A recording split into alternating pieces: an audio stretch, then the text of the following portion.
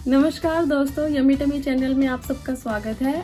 हमेशा की तरह हम आप सबके सामने नई नई डिशेस प्रस्तुत करते हैं। उसी तरीके से आज भी हम आपके लिए लाए हैं चीज़ बस पिज़्ज़ा। हमारी कोशिश रहती है कि हम आपके सामने हर तरीके की डिशेस लेके आएँ ताकि आप सब हमारी वीडियोस को अच्छे से एंजॉय कर सके। हमारी वीडियोस को ऐसे ही हमेशा की तरह सपोर्ट कीजिए और हमारी वीडियोस एंजॉय कीजिए। Thank you so much for your support. I hope आप सबको मेरा पिज़्ज़ा पसंद आएगा और आप घर में ज़रूर बना के अपने बच्चों को, अपने फैमिली मेम्बर्स और अपने लविंग वंस को बनाकर खिलाएंगे। चलिए हम अपनी वीडियो स्टार्ट करते हैं। हमारे चैनल यम्मी टमी को लाइक, शेयर एंड सब्सक्राइब कीजिएगा और अपना प्यार ऐसे ही बनाए रखिएगा। हेलो फ्रेंड्स, आज मैं बनाने जा रही हूँ पिज़्ज़ा। पिज़्ज़ा के लिए मैंने दो तरीके के बेस यूज़ किए हैं, readymade base and homemade base. और बेस पे लगाने के लिए हमें सॉसेस चाहिए। उसके लिए हमें चाहिए schezwan sauce, pizza pasta sauce and red chilli sauce, tomato ketchup. ये सॉसेस हम अपने टेस्ट के अकॉर्डिंग कम ज़्यादा कर सकते हैं। टॉपिंग्स के लिए हमने लिया है sweet corn, capsicum, tomato, onion and paneer. ये टॉपिंग्स भी आप अपने टेस्ट के अकॉर्डिंग कम ज़्यादा कर सकते हैं। और हमने दो तरीके के चीज़ लिए हैं, डाइस्ड अमूल का डाइस्ड चीज़ लिया है और अमूल चीज़ स्प्रेड लिया है। ओरिगेनो, पिज़्ज़ा सीजनिंग और चिली फ्लेक्स, ये हमने तीन तरीके की सीजनिंग ली है। आइए अब हम पिज़्ज़ा बनाना शुरू करते हैं।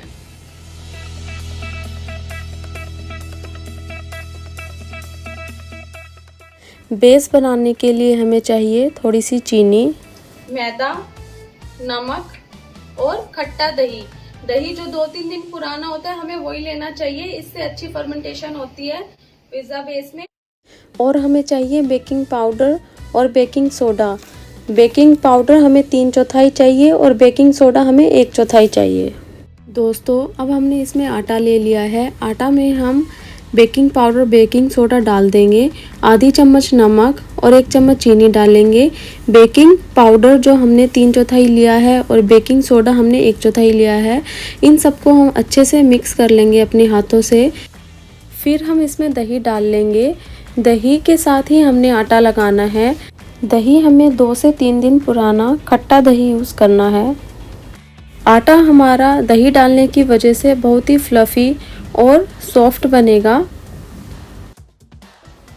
हम में से बहुत सारे लोग कंफ्यूज हो जाते हैं कि बेकिंग सोडा और बेकिंग पाउडर में क्या डिफरेंस होता है। जो बेकिंग पाउडर होता है वो कॉम्बिनेशन होता है बेकिंग सोडा और एक एसिड होता है, cream of tartar, citric acid या फिर कॉर्नफ्लोर, इसमें मिक्स होता है। और जो बेकिंग सोडा होता है वो नॉर्मल एसिड होता है, इसको हम मीठा सोडा भी कहते हैं। जो बेकिंग पाउडर होता है वो हमें हमेशा सील पैक अवेलेबल होता है, वो ओपनली हमें अवेलेबल नहीं होता। और बेकिंग सोडा हमें ओपनली अवेलेबल हो जाता है। ये देखो दोस्तों, अब हम आटे को पटक कर इसको अच्छे से नीड कर लेंगे अपनी फिंगर के प्रेशर से, या फिर इसको हम अच्छे से गूंथ लेंगे। इसमें थोड़ा सा ऑयल ऐड कर देते हैं ताकि हमारा आटा सॉफ्ट और फ्लफ़ी बने।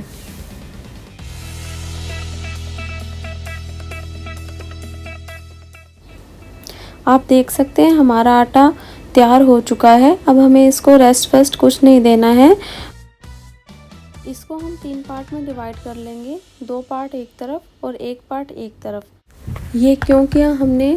क्योंकि अगर हम ये नहीं करेंगे फिर हमारी चीज़ बाहर निकल जाएगी, इसलिए हमें 1 पार्ट बड़ा ज़रूर लेना है। अब ये जो हमने जो 1/3 वाला जो पार्ट लिया है, सबसे छोटे वाला पार्ट लिया है, इसको हम बेलना शुरू कर देते हैं। इसको हमें रोटी की तरह बेलना है और इसकी जगह हम पहले से बनी हुई रोटी भी यूज़ कर सकते हैं। अगर आपके पास पहले से बनी हुई रोटी रखी है तो आप उसको भी इसकी जगह यूज़ कर सकते हैं। अब ये देखिए, अब हमारे पास कोई भी ऐसे गोल शेप में जो भी बर्तन हो उस साइज़ का हमें इसको गोल शेप में काट लेना है। मेरे पास ये था तो मैंने ये ले लिया। अब ये बिल्कुल हमारा गोल बेस बनकर तैयार हो चुका है। अब हम इसको धीरे से उतार लेंगे, आराम से उतारेंगे और इसको हम तवे पे रख देंगे सेकने के लिए। हमें इसको तब तक सेकना है जब तक हमें ये बुलबुले दिखने शुरू ना हो जाए। हमें इसको ज़्यादा ब्राउन नहीं करना है। अब हम इसको पलट देते हैं और दूसरी साइड से सेक लेते हैं। हमारी रोटी दोनों साइड से सिक चुकी है। अब हम इसको उतार लेते हैं। अब हम दूसरा प्रोसेस शुरू करते हैं, जो है कढ़ाई गरम करने का। हमें कढ़ाई ले लेते हैं, उसमें नमक डाल लेंगे। एक कटोरा लेते हैं जो नमक से या कढ़ाई के सरफेस से थोड़ा ऊंचा हो, और फिर उसके ऊपर, ताकि हम अपनी प्लेट आराम से रख सकें। इतने हमारी कढ़ाई प्री हीट होती है, इतने में हम अपना बेस तैयार कर लेते हैं। हम इसको अच्छे से बेल लेंगे। हम इसे अपनी प्लेट के साइज़ का बेलेंगे, जो प्लेट हमें अपनी कढ़ाई के अंदर रखनी है। और जो हमने पहले रोटी तैयार की थी, उस रोटी से बड़े साइज़ का हमारा बेस होना चाहिए। और इधर दूसरी तरफ हम अपनी प्लेट तैयार कर लेते हैं, जो हम कढ़ाई में रखेंगे।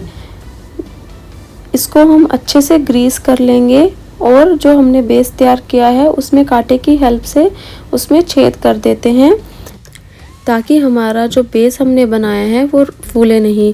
कई बार क्या होता है दोस्तों, अगर हम उसमें छेद नहीं करते हैं तो वो रोटी की तरह अंदर फूल जाता है और हमारा पिज़्ज़ा ख़राब हो जाता है। दोस्तों, मैं यहाँ पे अमूल चीज़ स्प्रेड यूज़ कर रही हूँ। इसको मैं अच्छे से फैलाकर लगा दूँगी।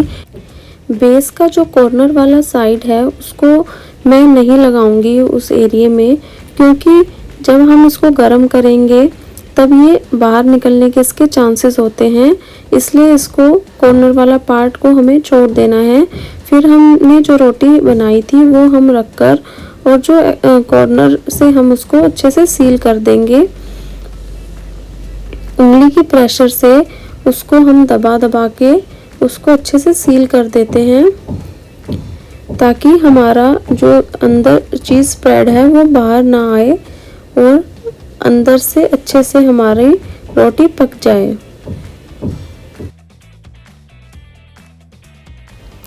अब हम इसमें पिज़्ज़ा सॉस लगा देंगे, अच्छे से इसको फैला देंगे। पिज़्ज़ा सॉस हमें पूरे कॉर्नर टू कॉर्नर यूज़ करनी है। अब हम शेज़वान सॉस लेते हैं। इसमें थोड़ा सा स्पाइसी टेक्सचर देने के लिए हम शेज़वान सॉस यूज़ कर रहे हैं। अब मैं इसमें अमूल डाइस चीज़ यूज़ कर रही हूँ। चीज़ हमें भर भर के यूज़ करनी है, तभी अच्छा टेस्ट आता है। और सारी वेजिटेबल्स डालने के बाद भी हमें अच्छे से चीज़ डालना है पूरे पिज़्ज़ा में, तभी हमारा पिज़्ज़ा चीज़ बस्ट पिज़्ज़ा बनेगा।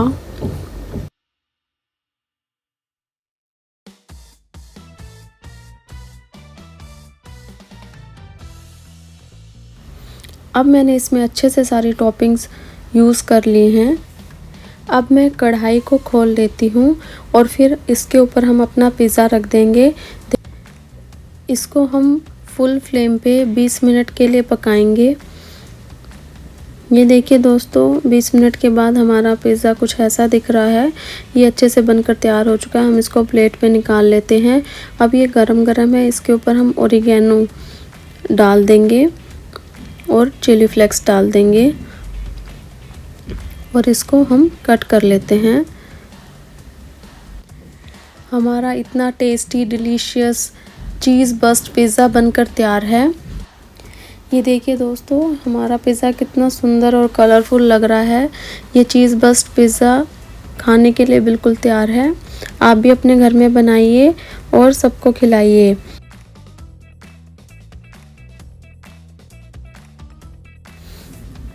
आइए अब मैं आपको फटाफट से एक और पिज़्ज़ा, जो रेडीमेड बेस पिज़्ज़ा है, वो और बनाकर दिखा देती हूँ। ये पिज़्ज़ा बनाना बहुत ही आसान है। ये बेस हमें इजीली बाहर किसी बेकरी शॉप से अवेलेबल हो जाते हैं। इसमें सॉसेस हम सारी वही यूज़ करेंगे जो हमने चीज़ बस पिज़्ज़ा में यूज़ की थी, और टॉपिंग्स भी हम वही यूज़ कर रहे हैं। अब हम इसमें चीज़ डाल लेंगे और टॉपिंग्स अपनी जो हमने यूज़ करनी है वो सारी टॉपिंग्स लगा लेंगे। इसको बेक करने के लिए मैं माइक्रोवेव का यूज़ कर रही हूँ। मेरे पास सैमसंग का माइक्रोवेव है, उसमें मैं हॉट ब्लास्ट मोड में इसको मैं 180 डिग्री टेम्परेचर पे 20 से 25 मिनट के लिए बेक करूँगी। ये देखिए मेरा super delicious easy to make pizza बनकर तैयार है। आप इसको बहुत इजीली बना सकते हैं। आप घर में बनाइए, सबको खिलाइए।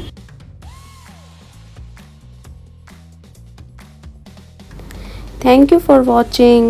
Please like, share and subscribe my channel and see you later. Bye bye.